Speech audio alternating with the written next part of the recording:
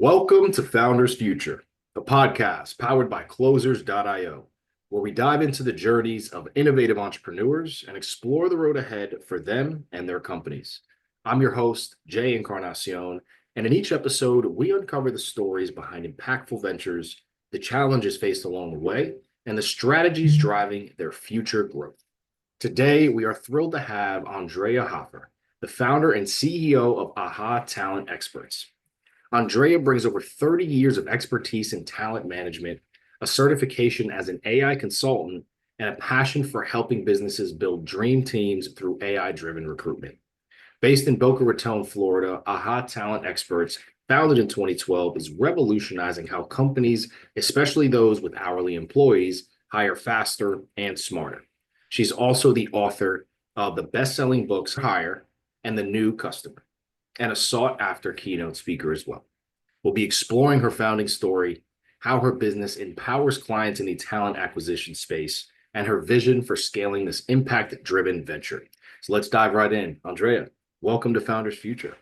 Thank you. I'm happy to be here, Jay. An absolute pleasure having you on the show, Andrea. So would really love to start at the top for our listeners here, Andrea. Take us back to the beginning, if you can. What specific problem in the talent acquisition landscape really inspired you to start AHA Talent Experts? Actually, it was because of a prior business I Ah, was in. I was a Massage MD franchisee. That was my first business that was my own. okay. And I had about 35 employees. And one of the things I noticed a few years in was that I had so much turnover at my front desk. It wasn't as bad with the therapeutic staff, but the front desk was definitely. And one day I asked myself, what am I doing? Because I was so ingrained in the day to day. I was just hiring people off the street, like anybody who walked in the door who could give me a pretty decent interview. Sometimes it's just they're available when I needed them. And I was like, this is crazy. Because I went through some pretty good training on how to hire people Yeah. and how to engage them. And so I took off my day-to-day hat and said, I'm going to put a manager in place, and did that. And then I really focused on jumping into best practices around hiring and retention and developed all these different types of programs that really work to the point where other franchisees, other small businesses were asking for my help. And I already had this little consulting company called AHA. Just, it was more like a fun project around talent development. But then eventually I sold the Massage MV and in 2016 and just jumped into AHA full time. Amazing. So with that, I would definitely love to take a deep dive into AHA. Obviously, started as a passion project. You were already in grind and intertwined into owning a business and running a business. So now with AHA, walk us through how you're really generating revenue, especially for our listeners who can end up coming to utilize your services. What is the core offer there? How is it structured for your clients? And who is your ideal client that you like to work with on this side? Okay. First of all, we don't charge placement fees. I don't even think of us as recruiters. When I need to quickly describe what we do, I often will say we're AI and talent consultants because we have both of those expertise and we married them. And we typically will start with a client as a customized consulting agreement. So we would need to go in and evaluate. The two main things we're evaluating are the turnover. Are they having heavy turnover and why? And also, is there a delay in their hiring? Do they have a lot of roles they need to fill and they're just not getting there fast enough, so they're losing revenue and stressing over it? And so we'll do an evaluation on both of those points. And then once we're done with that consulting, where we're installing a whole hiring system for them, that's how we put it, is this hiring machine. And the machine is very much based on their culture. And that's a lot where that retention piece comes in, because we want to attract people who fit their culture as well as their roles. And then their process. Do they have the right tech stack? And after we get all of those foundational pieces in place, some clients will say, just train us and we're good to go. We're going to drive this machine ourselves. But most clients will want to come on board on one of our, we call them maintenance programs. We used to call them membership, but maintenance people understand better. Yeah. I like membership because I see it more as a partnership type community and than just a maintenance thing. But we have different tiers depending upon the level of support that they want each month. So that's a basic overview, and great people to work with us, like the ones that work really well, is multi-unit franchisees. Again, this came out of the franchise world. So it's really any business that is hiring employees, typically a lot of the same role. It could be like 5 or 6 roles, but they're constantly hiring. That is a very good partnership for us. Or it's usually hourly roles, often customer facing type, although we do warehouse as well, senior homes, pet services, retail, and of course we do a lot of food service. So those type of businesses work really well with us because they're hiring regularly, whether it's from some turnover, because those roles do tend to have high turnover, but we focus on reducing that, but also growth. A lot of multi-unit franchisees are acquiring other locations or opening other locations. Incredible. So with that right there, pretty straightforward. You have that consulting aspect. You go into these businesses that are in your ideal client profile, really understand what they're doing, figure out their systems, and then you're able to implement that hiring system within them and either let them run it on their own, or you have that membership with them where you come in and can run it for them, essentially. So with that being said, obviously the focus that you have in the space, Andrea, what's working best for AHA right now as far as the acquisition piece does go? So getting new consistent clients in the door for AHA, is that more along the lines of referrals and word of mouth, or are you guys running ads successfully, using social media, coming on podcasts like this? What's working best right now? What's always worked has been when I speak. Yeah. And it's not necessarily podcasts. I do quite a few podcasts, and that helps with just getting the word out and people knowing who I am. But when I'm speaking in person, and people can actually come up and talk to me then one-on-one after, that's when we tend to get. I just did a conference last week, and so my calendar got pretty full this week. Yep. That's when we get really solid leads, and then referrals, of course. I will say we've mastered the social media marketing for employer branding and recruiting, but we haven't quite mastered it in the sense of getting new clients. I have a pretty good following on LinkedIn, over 10,000 followers, and I have people telling me even offline all the time of how they love my content, but I haven't been able to connect just yet that to, oh, that somebody came from that. Although I lie a little because yesterday somebody messaged me through LinkedIn saying, I see you all over LinkedIn and I need help hiring. Can I meet with you? But Yeah. that's unusual, but maybe it will increase now. Absolutely. With that right there, obviously the success that you're seeing is awesome because you're able to really put yourself out there in person, and then you're getting a lot of traction there. But talk to us a little bit, because especially with how many founders I do have on the show, Andrea, especially having success like this, like you are on referral side and in-person speaking, how do you think about the scale of AHA, continuously growing it? Because obviously being in person takes a lot of your time up having to do that. So are you thinking about running ads and continuing to scale the business on that side of things? How do you approach that scale side? Yes. I mean, I've been playing with a lot of different ways to get new business, and especially through LinkedIn. So not just through posting, but through doing ongoing campaigns.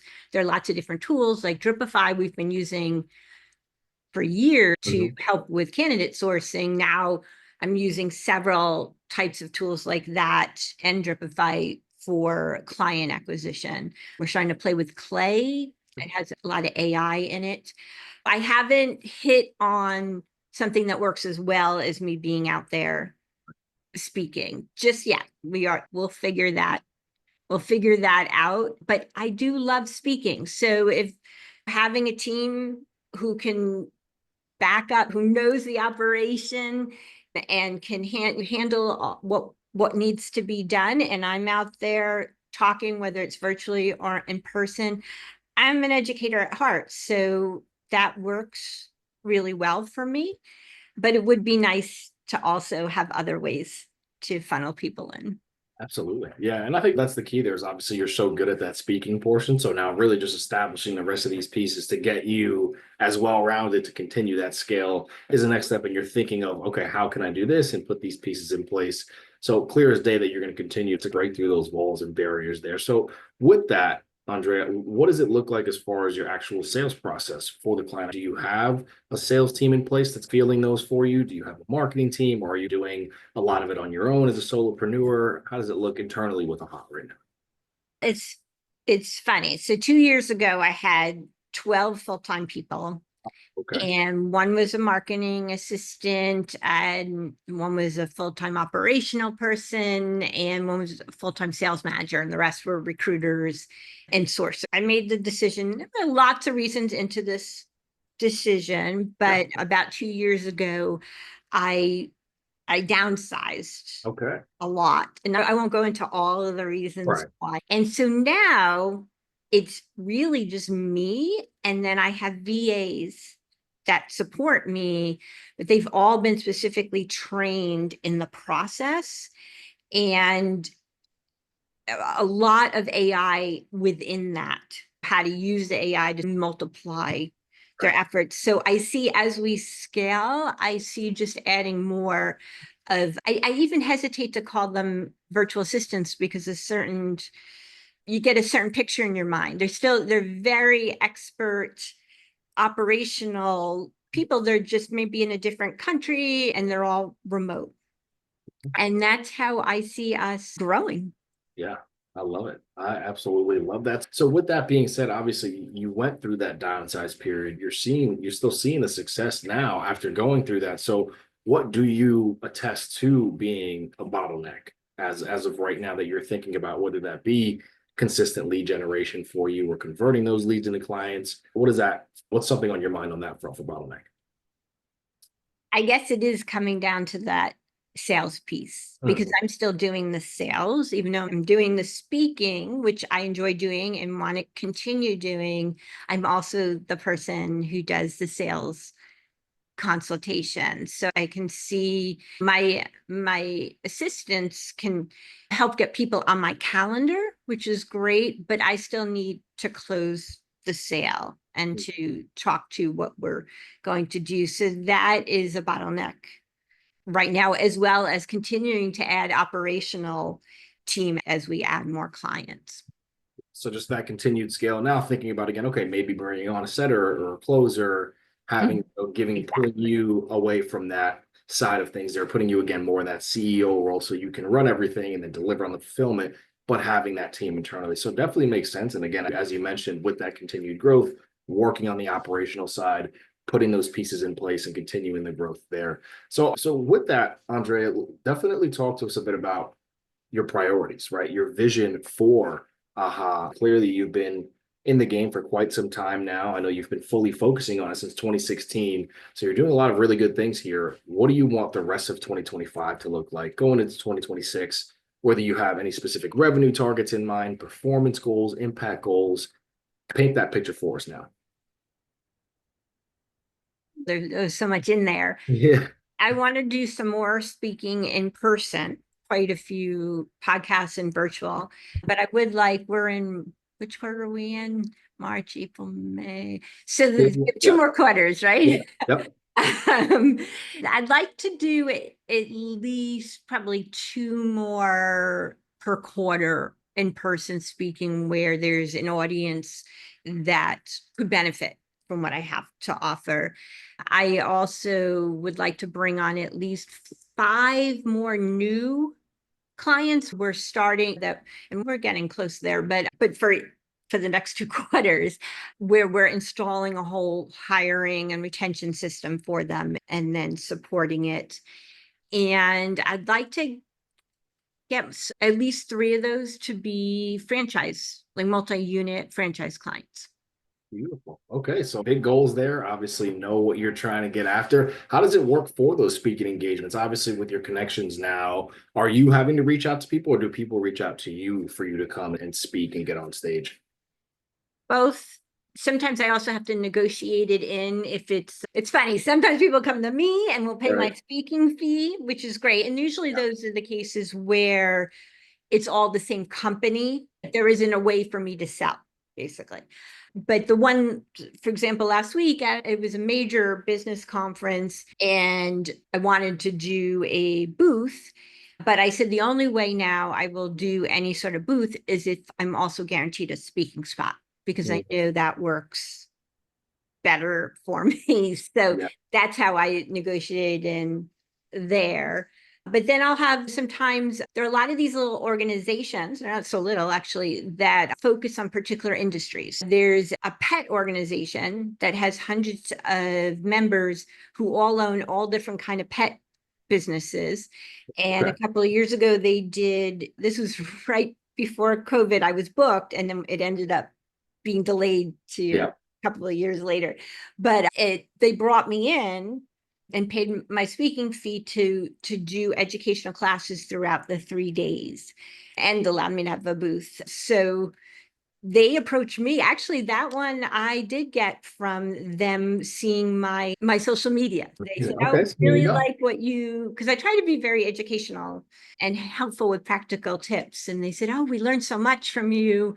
Do you speak?" And so that's how that one happened. And my book happened to be coming out at the same time. So I said, if you want, I'll also bring I think I brought about 10 copies where we gave them out, we raffled them out throughout the conference, and people loved it. Amazing. Amazing. I think that's huge right there. And obviously now you are seeing some traction with the social media, as you mentioned as well. Just a beautiful thing. So I would love to ask one more question on this front here, Andrea, and then finish up with the lightning round for our listeners before we wrap up the show. But on this side of things, I would love to hear from your point of view, how do you see the talent acquisition industry and its evolution in the coming years, especially with your AI-backed approach? What are you doing to really position AHA at the forefront of that evolution? It's funny. I saw this coming even before AI became mainstream. I saw talent acquisition changing. I think it's going to go one of two ways. I think some recruitment firms are going to become very elite in their approach and develop very high touch relationships with candidates and clients and be the go-to for certain industries and certain roles. And then I think the other firms who stay in the talent acquisition area are going to need to streamline more. Probably the elite ones will need to streamline as well.